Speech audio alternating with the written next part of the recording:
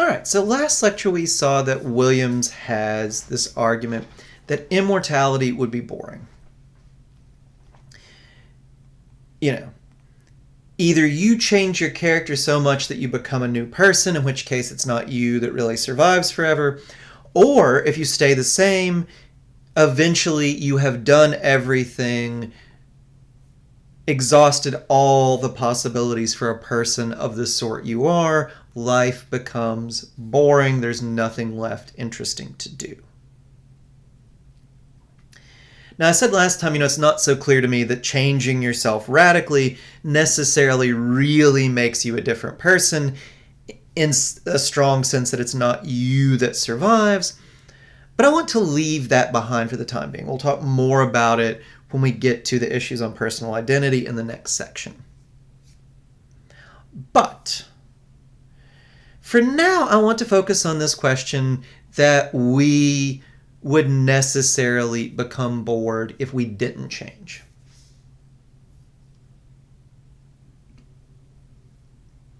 So Williams says, look, can you imagine an immortal existence that is not where you stay the same person, but that existence is not boring? Williams says that if you really think about it, you cannot. Now, I don't know about this, right? It's interesting because people have different reactions to this. Thomas Nagel, who we read on Death, who you can probably guess disagrees with Williams on this, says, well, actually, Williams, I think just the opposite's true. I can't imagine ever becoming tired of life. So you imagine one thing, Williams, I just imagine another. Kind of get an impasse, right? Personally, I guess I would say I'm inclined to agree with Williams on this, or at least there seems to be something to it. It does seem to me hard to imagine an immortal existence where you don't become different, you do the same things, even if they're pretty far spaced out, you do them over and over an infinite amount of times. It does seem to me that hard to imagine that wouldn't become boring. Nagel just doesn't see this. Some other people don't. I don't know, maybe it's not that convincing, but to me there does seem to be some punch to this idea.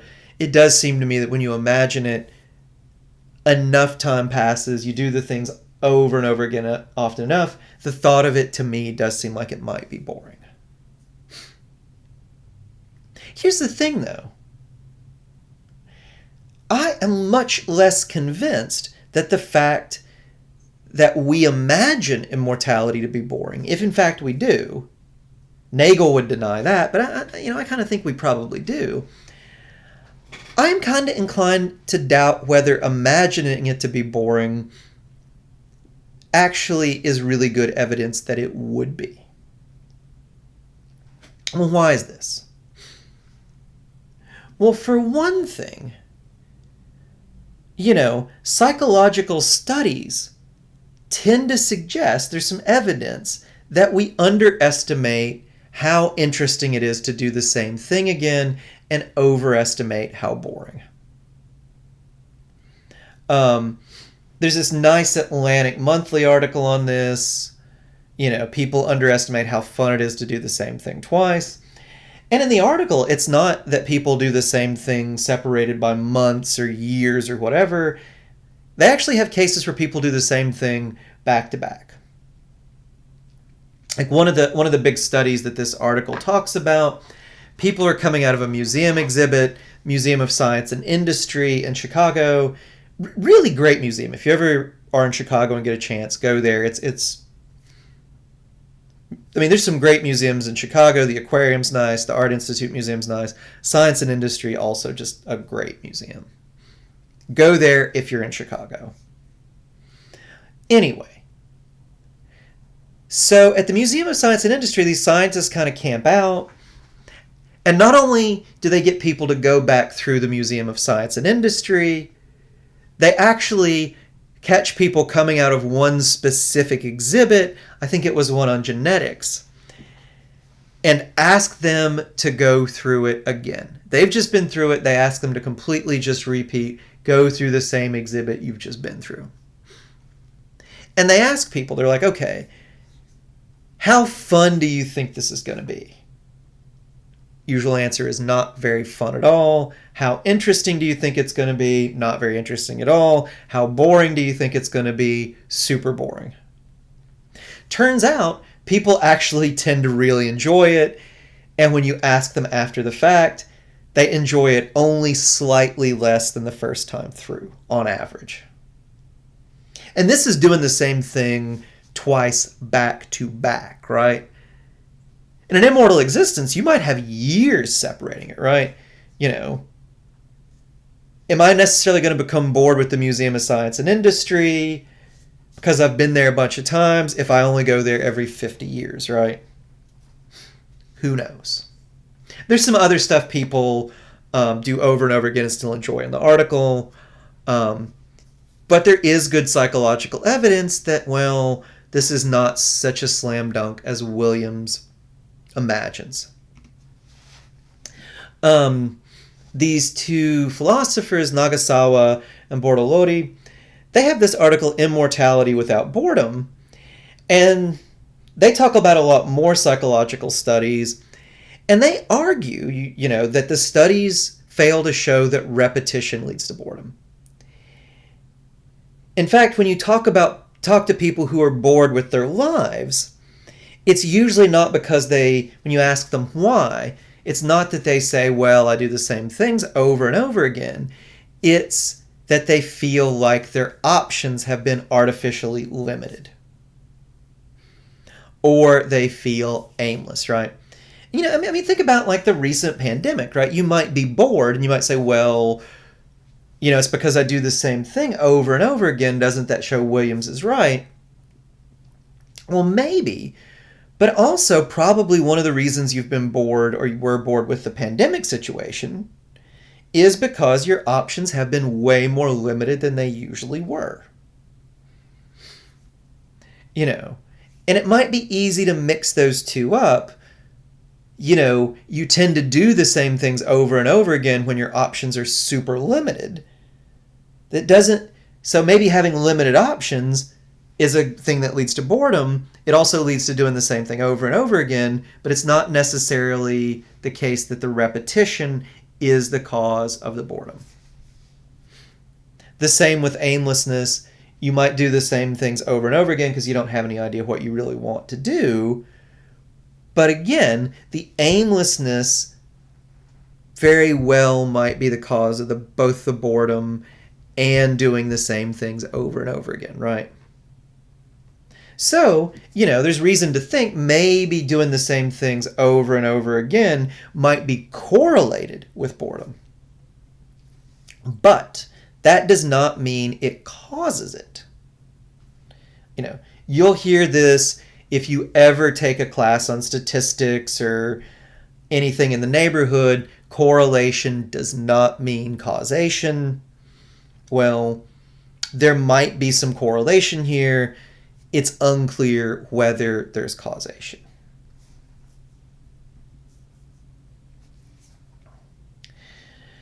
I would raise a more general worry, though, a more general challenge or question for Williams. How confident should we be generally about, you know, what we judge unfamiliar situations will be like? If we have never been in a situation, a case like this before, how good are we going to be at predicting what it'll be like, whether we'll enjoy it or not? Now, when we get to later in the class, this will come up again in a big way when we talk about L.A. Paul's work. She's made a lot of this. I think she's some really interesting and unsettling thoughts on this. But even before we get to Paul, I think we can see some reasons to be skeptical that we're very good at knowing how we would react to unfamiliar situations. There's a very famous study by Brickman and Coates. And the study is Lottery Winners and Accident Victims, Is Happiness Relative? Now, what Brickman and Coates did was they find people who have won the lottery. Not always millions, but at least tens of thousands or tens of thousands of dollars, I think, and often millions. They also found some people who've underwent not just accidents, but life-changing accidents. I think it was usually paralysis. If memory serves, I think it was quadriplegia, right? Paralysis basically from the neck down. And they ask these people how happy they are with their lives. They ask them two sets of questions, if memory serves. They ask them, how happy are you with your life? How much enjoyment do you take from your day-to-day activities? Now, there's kind of an urban myth about this study that it said, oh, it turns out that accident victims turned out to be way happier than lottery winners. Enjoy the small stuff. Money won't make you happy. You know, nice Hallmark special, after-school special kind of thought, right? The actual study is more complicated. But it's still pretty shocking, pretty interesting. If you think about it, you would think the lottery winners would be much happier and the accident victims much less happy. It turns out, you know, happiness is a thing that's hard to measure. It turns out that if you measure it in one way, if you ask people how, on the whole, how happy are you, how satisfied are you with your life, the lottery winners come out a little better than the accident victims. A little bit. You know, I think it's like on a scale of 1 to 10 or 1 to 7 or something like that, it's like 0.2 or 0.3, right? They're happier, it's statistically significant, but it's not much. And this is the part I think usually gets distorted, if you ask these people, how much pleasure do you get from day-to-day activities? That's where the accident victims, you know, day-to-day activities, you know, seeing the sunrise, things like that, you know, eating your breakfast, all this stuff. How much happiness do you get out of that? It turns out the accident victims get a lot more. So, you know, it's a complicated question, how happy are they? But it seems the lottery winners, even just on a question of like how satisfied are you, they don't come out a lot higher. And when it comes to how much they enjoy their day-to-day existence, there is a case to be made that maybe the accident victims turn out to be happier, right? Not as neat and clear-cut and, you know, nice moral lesson as it's often made out, but it is interesting because we would expect accident victims will be really unhappy, lottery winners really happy. At the very least, that's not true. Consensus is both groups are about the same level of happiness. That is not what we would expect. We would expect having this accident would make you very unhappy. We would expect the lottery would make you really happy. Turns out not to be true.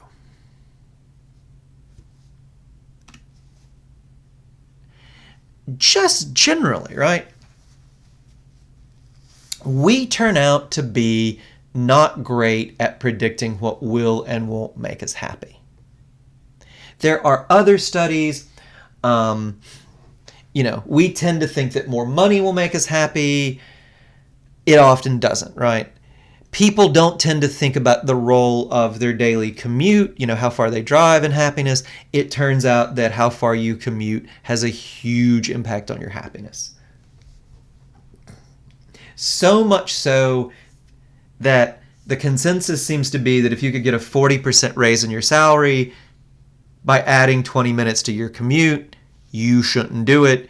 You would be happier having those 20 minutes on each end than you would the extra 40% of whatever you make in income every year. That's a lot of money, right? We would probably think the money would make us happier than the extra time. Turns out psychological studies suggest we're wrong. Now look, paralysis is way different than our normal existence, but it's not super far removed from something, that I think we could imagine, right? Same goes for winning the lottery. More money or a longer commute are really close to our day-to-day existence. And if these cases that are only, that are fairly close to experiences we've had, if we're bad about predicting how we'd react to them, as these things seem to show that we are, how confident should we be at all about what we think a super unfamiliar case like immortality would be like, right? No human being that we know of has been immortal. If there are immortal people, and there's some kind of afterlife, generally speaking, they're not coming back to tell us what it's like, right? Immortality is so alien, so completely different than anything we're familiar with. If we're not great at judging how we would experience things like paralysis or winning the lottery or longer commutes or a bit more money, well, goodness, why would we ever think that we're very good at predicting what immortality would be like? That's just so far off. And we're not good at predicting for things that are way closer to our normal experience. One other thing to keep in mind here, immortality, at least literal immortality, is a sort of infinity. Immortality means, at least on the literal definition of the term, you live forever. Live for an infinite amount of time, at least an infinite amount of time going into the future, right? Think back to our high school geometry. I guess they call it a ray, right? It has a definite starting point, but it goes in one direction forever to infinity. That is what immortality would be like. Here's the thing. Infinity generally is one of those concepts that human beings have trouble imagining. I mean, honestly, I think part of the reason that, this thought of living forever freaked me out when I was younger is I just can't get my head around infinity. I don't know that anybody can, right? When I start thinking about infinity, like endless series or boundless space, it's the kind of thing that if I think about it enough, I feel like one of those robots in Star Trek, Captain Kirk will feed them some kind of paradox and their head will explode because they can't handle it, right? When I think about infinity, I feel kind of like those robots, right? I can't get my head around the concept. And if Williams is asking us to imagine immortality, he seems to be asking us to imagine a kind of infinity. And if we're freaked out by that and if we can't do it, well, that might just be a result of the fact that infinity, we can't imagine that, and thinking about it kind of freaks us out. There are pretty good, it's sort of a stereotype. It's sort of like a bad, bad fiction that like people who have thoughts that are too deep end up losing their mind because of it. There's decent enough evidence that people who think too much about infinity, it might actually, they might actually lose their mind because of it. Georg Cantor, this mathematician, who probably did more to explore the idea of infinity and think about it than anybody, well, he did go mad, completely mad. Gödel, another mathematician who also thought a lot about infinity.